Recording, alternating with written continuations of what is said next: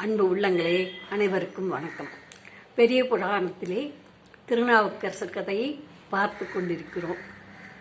சில நாட்கள் வெகு நாட்களாக சொல்லி கொண்டு வந்தேன். பக்கம் நிறைய இருக்கிறது. எனக்கோ வயதாகி கொண்டு போகிறது. அதனால் வாசித்து விட்டு விடலாம், வாசிப்பதை கேட்கட்டும் என்று அதை வாசிக்கலாம் என்று இருக்கிறேன். வாசிக்கிறேன், கேளுங்கள். திருநாவுக்கரசர் திருவையாற்றில் பல நாட்கள் தங்கியிருந்தார். அங்கு கைலை காட்சியை கண்டார் அல்லவா? கண்டதெல்லாம் ஜோடி ஜோடியாக, கப்பிள் கப்பிளாக, அசரம் சரம், அதாவது அசரம் அசையக்கூடியவை அசையாதவை அனைத்து ஜோடி ஜோடியாக கண்டார். இணை இணையாக, இணையோடு துணையோடு கண்டார். அந்த காட்சியை கண்ட அவர் சிவசக்தி என்று அந்த கைலாயத்தை நினைத்துவிட்டு வணங்கிவிட்டு பார்க்கின்ற பொழுது அங்கு அவர் மறுபடியும் திருவையாறு திகழ்ந்ததை கண்டார். திருவையாறு கோயிலை காண நேரிட்டது. மாறி கைலாய காட்சி மாறி திருவையாறு தெரிந்தது. அங்கு திருவையாற்றில் பல நாட்கள் தங்கி திருத்தொண்டு புரிந்தார்.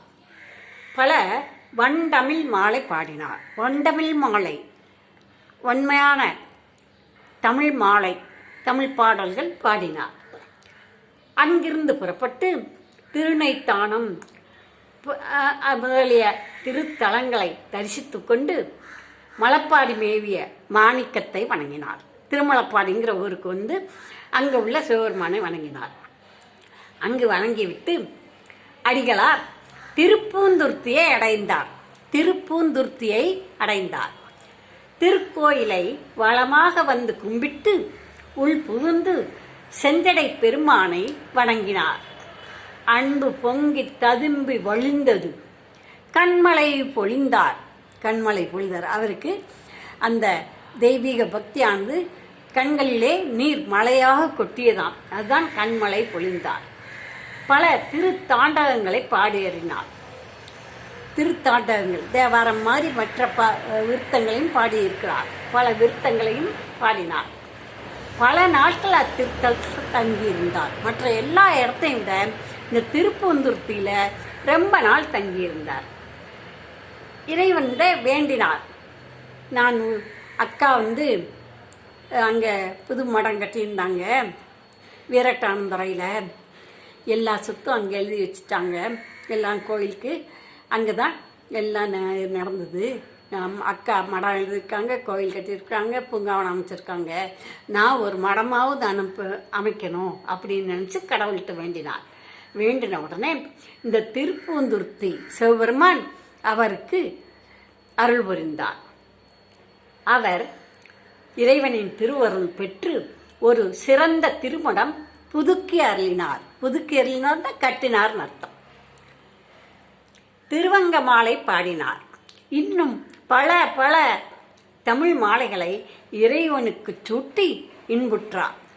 இறைவனுக்கு பல பல தமிழ் பாடல்களை பாடி சந்தோஷமா இருந்தார். அப்பத்தான் என்ன செஞ்சாரு? நானாவா கட்டினேன். இந்த நாள் கண்ணதாசனுடைய பிறந்த நாள், அன்னைக்கே சொல்லணும்னு நினச்சேன்.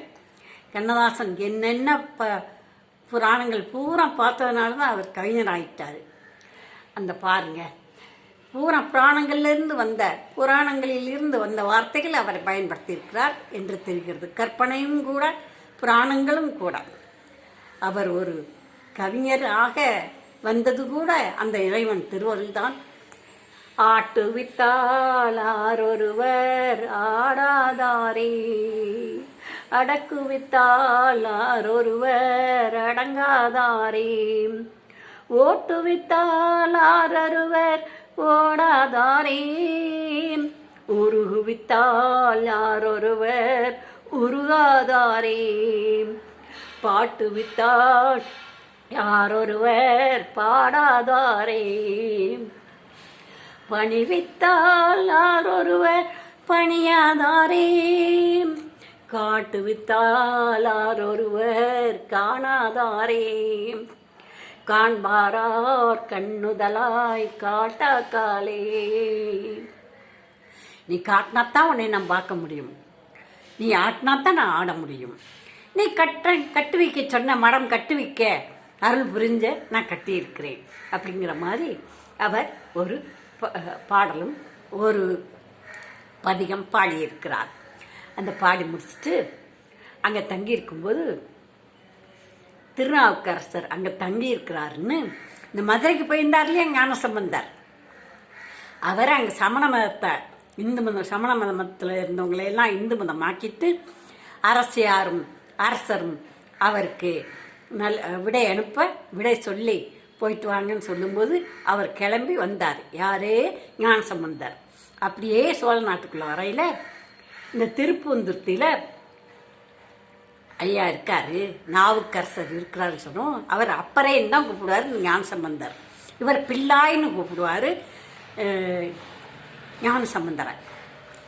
திருநாவுக்கரசர் அப்பர், ஞானசம்பந்தர் குழந்தை பிள்ளாய் அப்படின்னு கூப்பிடுவார். அது மாதிரி திருஞான சம்பந்த சுவாமிகள் மதுரையில் கண்மணமுடைய சமணர்களுடன் அனல்வாது புனல்வாது புரிந்து வென்று பாண்டியனுடைய உள்ள கூனையும் நிமிர்த்தி திருநீற்றின் ஒளியை பாண்டி நாடு முழுவதும் பரப்பி திரும்பி வருவாராயினர். சோழவள நாட்டை அடைந்ததும் திருப்பூந்துருத்தியில் அப்பரடிகள் இருக்கின்றார் என கேள்விப்பட்டார். அவரை காண வேண்டும் என்ற ஆவல் மிகுதியும் கொண்டு பூந்துருத்திக்கு அருகில் வந்தார். திருநாவுக்கரசருக்கு இந்த ஞானசம்பந்தனுடைய வரவை யாரோ சொல்லி இருக்கிறார்கள். அவர் என்ன செஞ்சாரு, மிகவும் உள்ளம் உவந்து அவரை பார்த்து வணங்கணும், குழந்தையிலேயே அவர் தெய்வீகமாயிருக்காரு, அதனால அவரை பார்த்து வணங்கணும்னு சொல்லி அப்படியே அவர் கூட்டமாக வந்துச்சு அவரை வரவேற்க, ஞானசம்பந்தரை வரவேற்க. ஞானசம்பந்தரை நடக்க விடுவாங்களா?